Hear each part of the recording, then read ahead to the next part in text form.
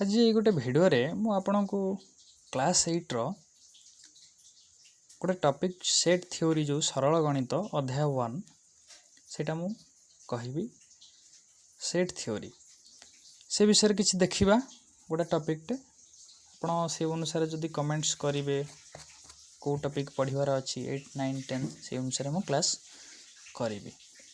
First हला set theory की हमें तो बाहर करथिले के जॉर्ज कैंटर 1845 टू 1918 मीन्स 1845 रु 1918 मसीह रे हमरो सेटा को बाहर करथिले।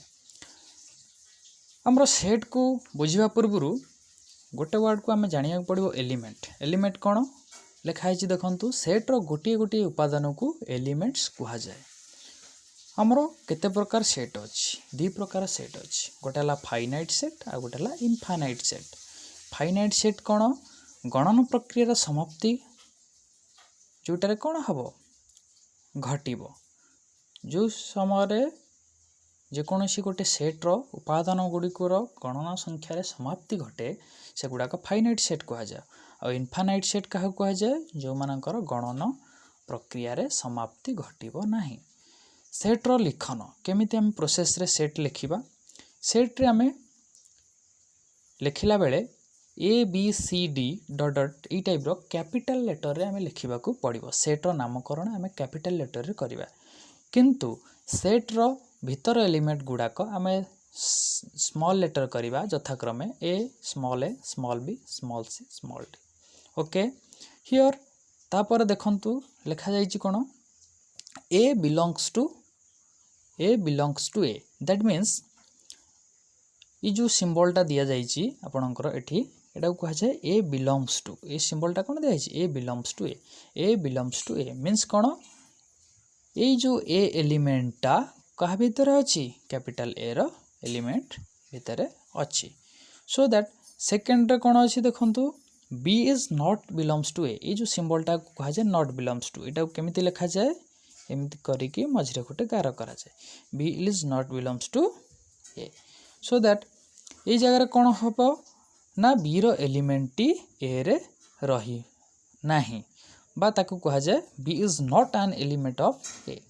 ओके सेट को लिखिया पई हमर दुईटी पद्धति हमें मेनली हमें फॉलो करू गोटे हला तालिका पद्धति बा सारणी पद्धति टेबुलर और रोस्टर मेथड ताकू इंग्लिश रे कहा जाय।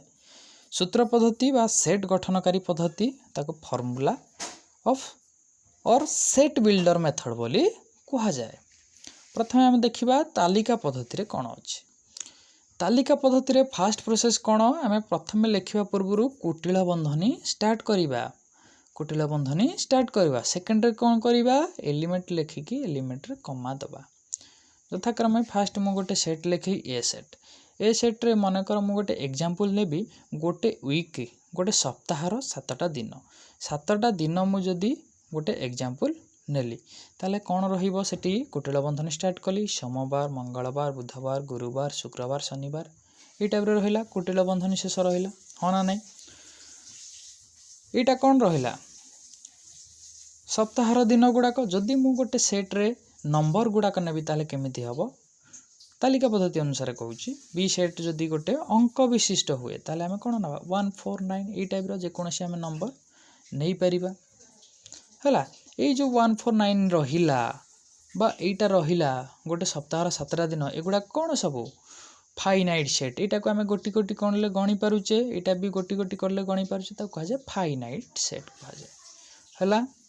अच्छा हमें गोटे देखिबा तालिका पद्धति रे गोटे रूल अछि जदी कुटिल बंधन स्टार्ट कली ए बी सी तीनटा element equal to B A C equal to A C B जदी हमें तालिका पद्धति रे एलिमेंट बा उपादान गुडी कर स्थान परिवर्तन करिबा तार किछि फरक पड़िबो नाही ता वैल्यू सेम रहिबो। ओके देन नंबर 2 रे कोन अछि जदी तालिका पद्धति रे हमें देखुचे मोर देन वन एलिमेंट माने एक रु एकाधिक गोटे सेम एलिमेंट अछि समान एलिमेंट अछि ताल ताकू हमें काटी की गोटे ही लिखिबा देखो एटी 1 2 3 3 2 दीटा 2 अछि दीटा 3 अछि मु काटी कोन कली 1 2 3 कली सो दैट ए टाइप रो लिखिबे। सूत्र पद्धति बाता को इंग्लिश रे कहा जाय formula of set builder method. Okay ଦେଖନ୍ତୁ ଆମେ ଦେଖିବା ମନେକର ମୁଁ କହିବି ଗୋଟେ ସେଟ୍ ଭାରତର ପ୍ରତ୍ୟେକ ଜନତାଙ୍କର ସେଟ୍ ସୋ ଦ୍ୟାଟ୍ ସେଗୁଡ଼ାକ ତ ଅନକାଉଣ୍ଟେବୁଲ୍ ଇନଫାଇନାଇଟ୍ ସେଟ୍ ତାକୁ ଗଣି ହେବ ନାହିଁ।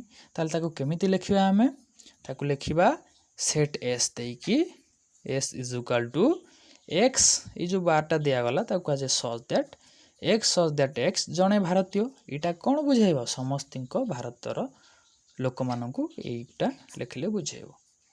କିମ୍ବା ତାକୁ ଏକ୍ସ ମଝିରେ ଦୁଇଟା ବିନ୍ଦୁ ତାକୁ ବି କୁହାଯାଏ ସଚ୍ ଦ୍ୟାଟ୍ ଏକ୍ସ ଜଣେ ଭାରତୀୟ ଏଇଟା ଲେଖିଲେ ମଧ୍ୟ ବୁଝାଇବ।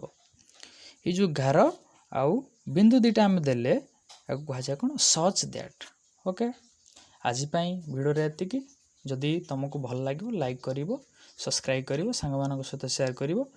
ଆଉ ଯଦି ଅଲଗା କିଛି ଟପିକ୍ ବିଷୟରେ କିଛି ଜାଣିବାର ଅଛି କିମ୍ବା ଏଇ ସେଟ୍ର ଆଗକୁ କିଛି ପଢ଼ିବାର ଅଛି, ସେଟ୍ର ପ୍ରୋସେସ୍ କ'ଣ, ତା'ର କ୍ୱେଶ୍ଚିନ୍ ଆନ୍ସର୍ ବିଷୟରେ ଜାଣିବାର ଅଛି, ତାହେଲେ ମୋତେ କମେଣ୍ଟସ୍ କରିବେ ଆଉ ମୁଁ ଚେଷ୍ଟା କରିବି ସବୁ କମେଣ୍ଟସ୍ର ଉତ୍ତର ଦେବା ପାଇଁ।